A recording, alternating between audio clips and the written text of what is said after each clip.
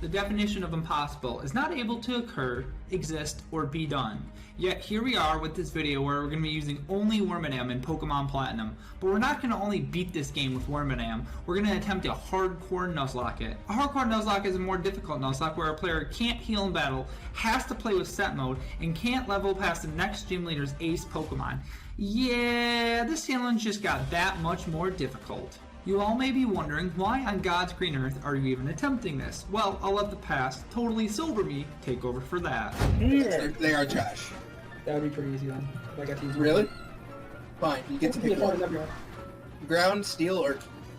Well, I'm picking the bug ground one because it's weak to less things. Wormadam is a branch-out evolution of Burmy that has 3 different forms: plant, sandy, and trash.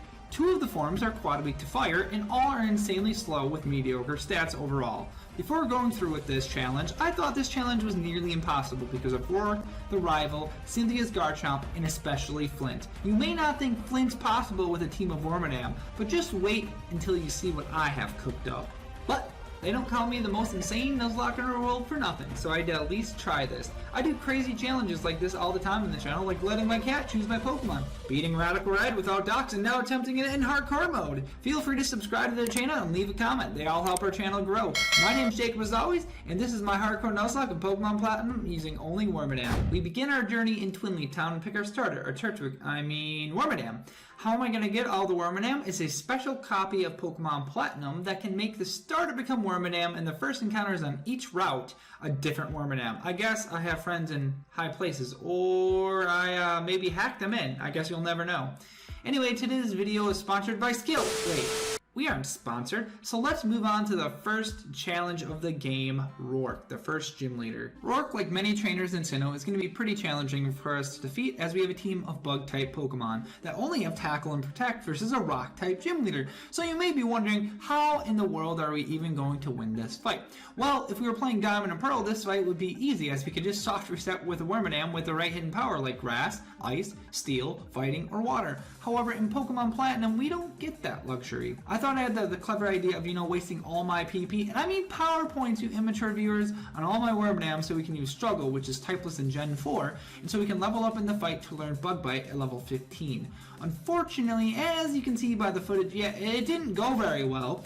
So I had to restart from the beginning of the game and figure out a new strategy. Well, that new strategy was to get Wormadam Sandy Cloak good IVs into attack, max out its friendship, and teach it return along with slaughtering an entire family of Shinx, sorry Tom, so we can get as many attack EVs as possible. With the training done, the second fight versus Roark goes smooth sailing as Tyler the Sandy Cloak Wormadam absolutely obliterates Roark with returns and bug bites. Since we've acquired the first gym badge, I think now is a good time to state why I'm naming the Wormadam what I named them in Tyler, Galen, and Danny, aka Phantom Base, Gentleman Gliscor, and Fearsome Fairthorn. Please go subscribe to their channels in the description, as well as they're awesome people and great streamers. Tyler even made a fan game called Pokemon Hegemony, which will also be down below. After that little segue, we're back at our scheduled programming, aka the thrashing of Commander Mars at Valley Windworks, and an even bigger thrashing of Gardenia, Sinnoh's second gym leader.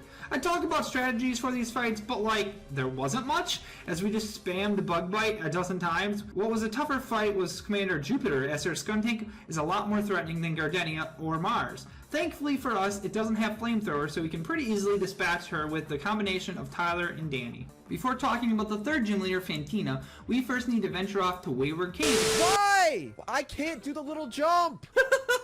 I hate this puzzle. Okay, the little jump is not possible. The little jump. Pick up a much needed move, Earthquake, in which we teach to Tyler. I wish I could say without any doubt that the gym trainers in Hearthome were easy to defeat, but there are some close calls versus the Drifloon, Mischievous, and Ghastly in the gym. I'm happy to say none of our Wormadam fainted, so we're still perfect on attempt 2 going into main lead. I genuinely think this is one of the harder battles left until Cyrus number 3, so let's hope we can get out of this battle unscathed. Ahead of battle with Fantina, I want to discuss health items, more specifically berries, like citrus berries, the super effective damage reducing berries, and berries that raise stats, as we'll be using all 3 of them in this game. You're able to get unlimited citrus berries and damage reducing berries in this game, but that takes days to let them grow, so my friend, we'll call him Percy, helped me get an unlimited supply of them. As for the berries like Salic, Lychee, etc., I did the same thing, as the run would not be possible without them. I hope you guys can understand. As for the battle with Fantina, I slapped Berries on all 3 Wormadam because Fantina likes to spam Will-O-Wisp as well as other status moves like Confuse Ray. It probably would have helped to have a Person Berry on Danny to cure confusion, but hindsight is 20/20. Regardless, the battle goes really well as Galen takes up both Duskull and Haunter with Confusion, and then the duo of Danny and Tyler KO over Pesky Miss Magius to earn our 3rd gym badge. The further we progress in this game, the more I'll talk about different strategies and what we have to do to win.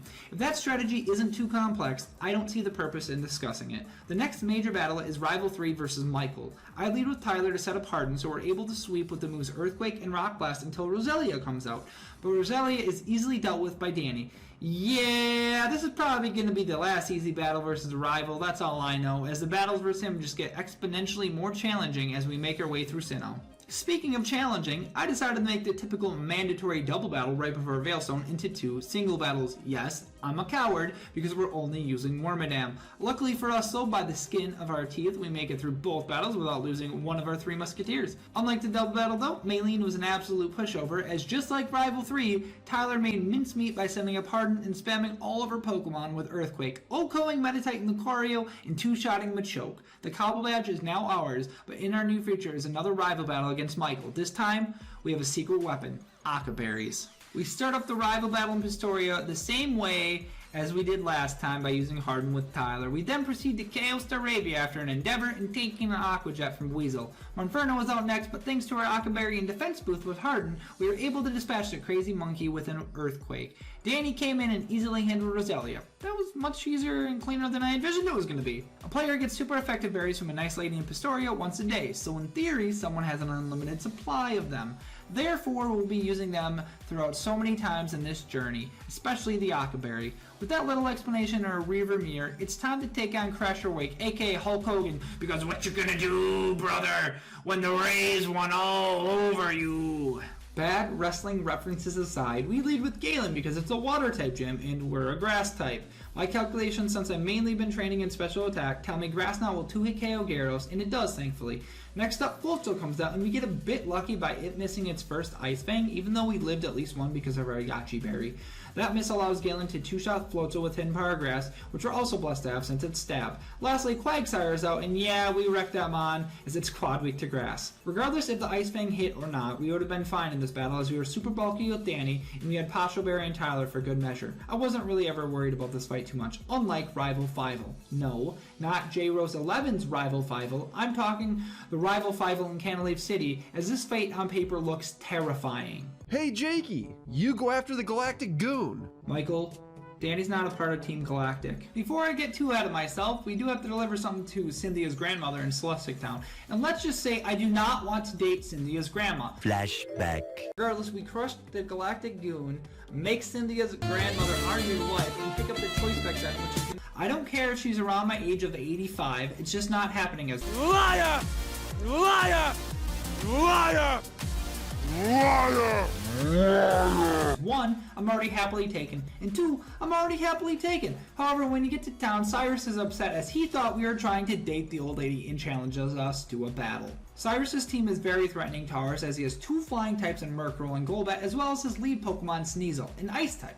Since I knew what he led with, we lead Danny, who also quickly gets rid of Sneasel with a Bug Bite. We click Bug Bite again versus Murkrow, so we're able to steal its Citrus Berry. Bug Bite has been huge help throughout this entire game, as it's been able to steal berries to get recovery. Cyrus's last Pokemon is dealt with by Cobalt Berry Tyler, who with the help of Danny weakening Golbat first, was able to KO it with a Rock Blast. A bit earlier, I said the rival was going to get more difficult, but I maybe lied and scammed.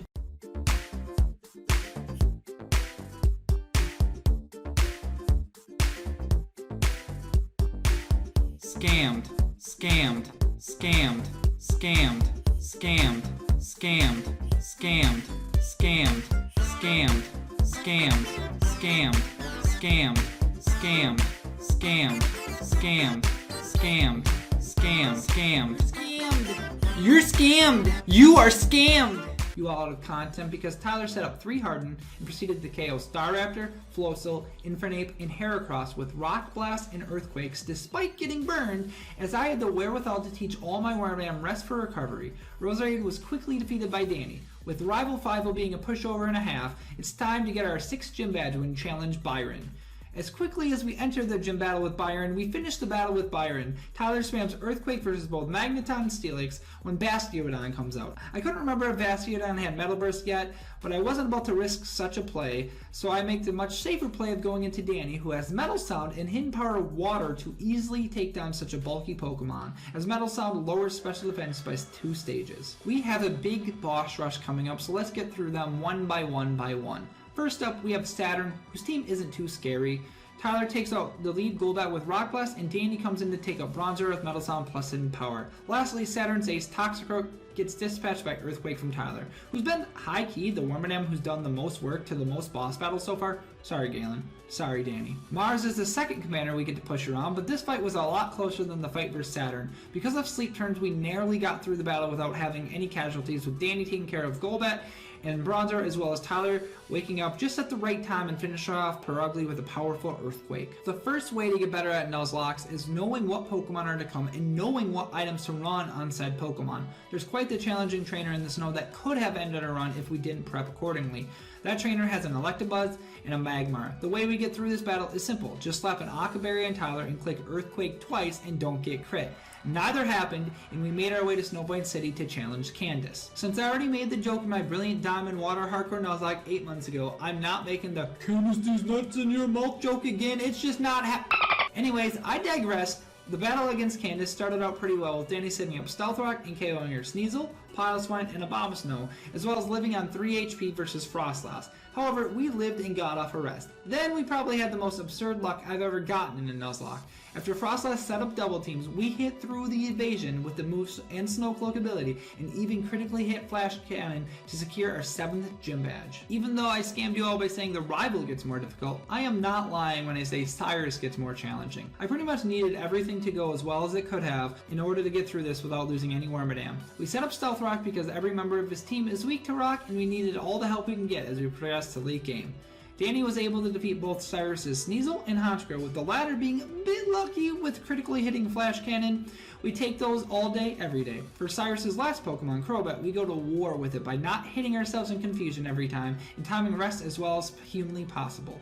Eventually, we were able to pull through and defeated Cyrus number 2. After a pretty easy fight with Jupiter again, we make our way to everyone's favorite place in Sinnoh, Mount Coronet. Here, we have an infamous double battle where we're forced to team up with our rival. The rival is known for being atrociously terrible in this fight, but this time, however, was different, as Michael's Munchlax was able to hang on long enough for Tyler to be able to KO Mars' Bronzor, Golbat, and Perugly. I ran Citrus Berry over Cobra Berry because I knew Air Cutter is a spread move, so it effectively does less damage to Pokemon in double battles. The rest of the fight was pretty easy, as after we take out Jupiter's Bronzor, we pivot to Danny to help KO the Golbat and Skuntank. Well, Michael's Infernape did most of the heavy lifting, truly. Gosh, we're always getting carried by others. We really need to improve and not scam people, even if that's our brand. After spending way too long trying to get through the Distortion World, we make our way to face off against Cyrus for one final time. This, my friends, was the toughest fight in the entire game, and it wasn't even close.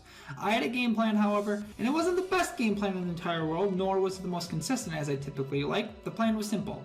I lead with Tyler and hope Houndoom misses a Will-O-Wisp so I can get up a substitute and sub down until my Salicberry pops. Let's just say I had to redo the previous 7 gyms too many times to get to this part over and over and over again because I'm just that stubborn. I did the first 7 gyms so many times I lost count, so we'll just say we're in run infinite from now on. Just when I thought this wasn't possible, we had this attempt against Cyrus. Tyler dodged the Will-O-Wisp versus Houndoom, set up subs until Salicberry went off, and proceeded to KO Houndoom, Gyarados, and Honchkrow in succession when Weavile came out. The reason we needed to remain behind a sub is so that Gyarados' Intimidate does not affect us, and we're able to KO it with Rock Blast. Granted, we got pretty lucky versus Honchkrow by hitting 5 Rock Blasts. I didn't care. We more than likely are able to win because Weavile, if able, always click Fake Out first turn, so we have an easy switch to Danny. After coming in to save Tyler, Danny was able to clean up versus Cyrus by getting the kills on Weavile and Crobat after resting up at the most opportune times. With us officially saving Sinnoh, there's only one thing left to do. That giant rock over there, isn't it actually a Pokemon? Sir, I think you may be drunk. Please share. Earn her 8th gym badge versus Volkner and his team of electric types. Volkner was sadly one of the easiest gym battles in all of Sinnoh, and I won't sugarcoat it. Tyler got behind a sub, set up Harden, and utterly destroyed each and every single Pokemon he had with 4 Shatter and Earthquakes. Somehow, someway, with these 3 Wormadam, we successfully hardcore Nuzlocke the 8 badges of Sinnoh. Now will we be able to beat the Elite 4? Maybe, but either way, we have 6 tough trainers left. I posted that tweet to my Twitter on June 5th. Please follow me there for future updates and pictures of my cats. The day I'm writing the script is July 24th, nearly 2 months later. Determined to finish this insanely difficult challenge right, we go into the last rival fight doing what we do best, subbing and taking names. We set up Stealth Rock in the lead Staraptor and then pivot into Tyler. I understand using and abusing sub doesn't make for the most entertaining strategies in the world, but we're working with Wormadam here. We have to take advantage of anything in our arsenal to win. And when we do, by Tyler taking out Staraptor, Floatzel, and Infernape, as Danny takes out Heracross, Snorlax, and Roserade. And we totally didn't come close to fainting either. Nope.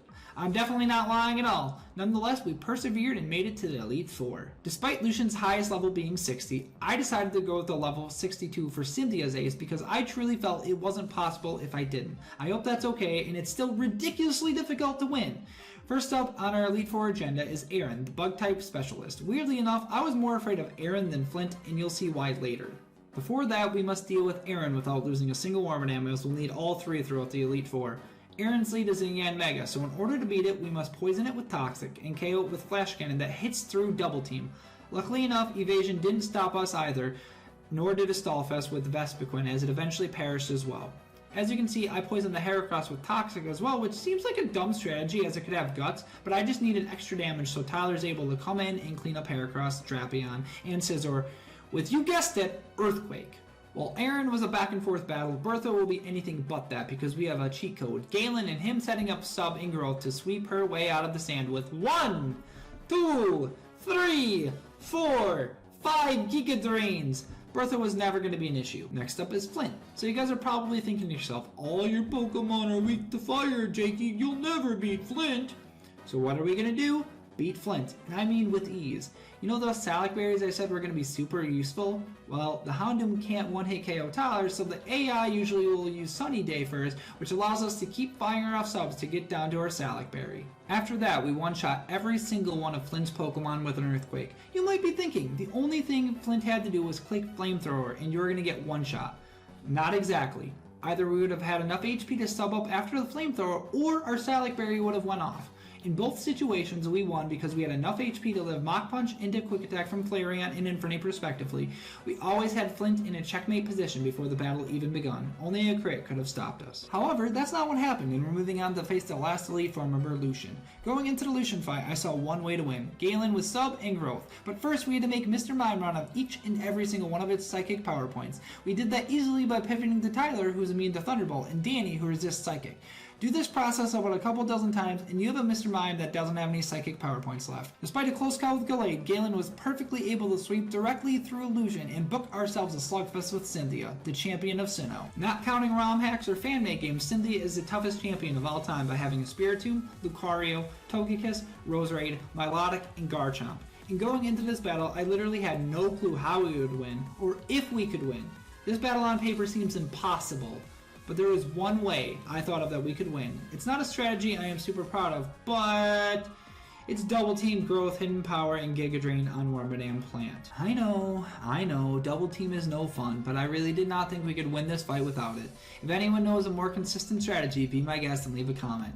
It helps the algorithm and helps out the channel too. Anyway, Galen was able to get to +6 evasion on a Spiritomb who could not do much damage and KO Spiritomb, Togekiss, Roserade, and Lucario. This run we now have in Power Fire, which helped out tremendously versus the Roserade.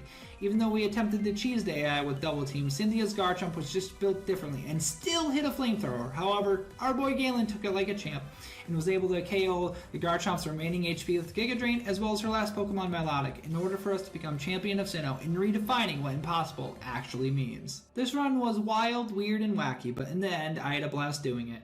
And let's just hope in the future totally sober Jakey doesn't get me into too much trouble once again. Until I inevitably get myself into trouble, this has been another installment of Crazy Challenges with yours truly, JaCubAsAlways, aka more than likely the most insane Nuzlocke in the world. Thanks for watching, and I love you all. Peace.